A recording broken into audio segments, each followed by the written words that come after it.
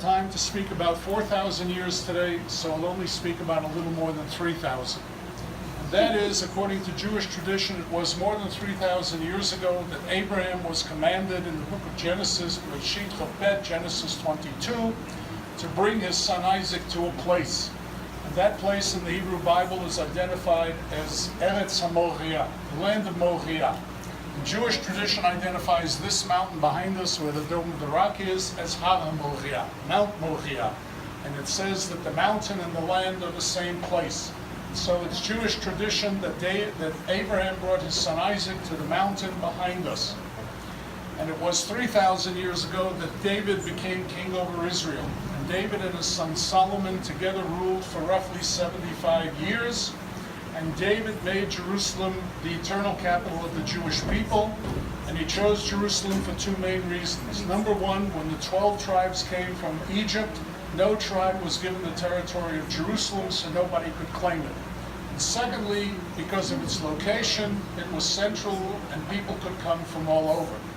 And David made Jerusalem his military capital, his political capital, his social capital, it was everything. And it was to be his religious capital as well, and to achieve that, he was to build a temple to the Lord on the mountain. But David, according to Jewish tradition, had blood on his hands, he was a warrior, and he was not allowed to build a temple.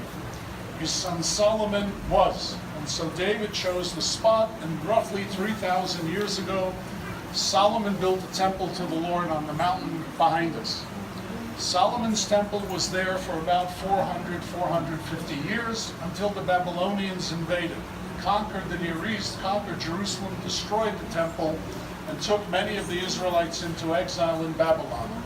After about 3 generations or 70 years, many of the exiles returned, and one of the things they did upon their return was build a second temple where the first temple had stood. That second temple was there for about 250 years until the Hashmonaim, the Hasmoneans or the Maccabees, made some minor changes to the temple, but nothing major. The great change came roughly 2,000 years ago when the Romans conquered. And the Romans appointed as king over Judea someone you may have heard of, and his name was Herod. Now Herod was many, many things. Herod was what we would call a megalomaniac. That is, he built things on such an enormous scale that he wanted people to talk about him for thousands of years, which in a way is what I'm doing. Secondly, he was a paranoid. Anybody who was a threat to his rule was eliminated. That included Miriam in Hebrew, Mariamne in Greek, his favorite wife, and 3 of his own sons. It was said at the time in a sort of pun that it was safer and better to be Herod's pig than Herod's son. If you're going to do it, could you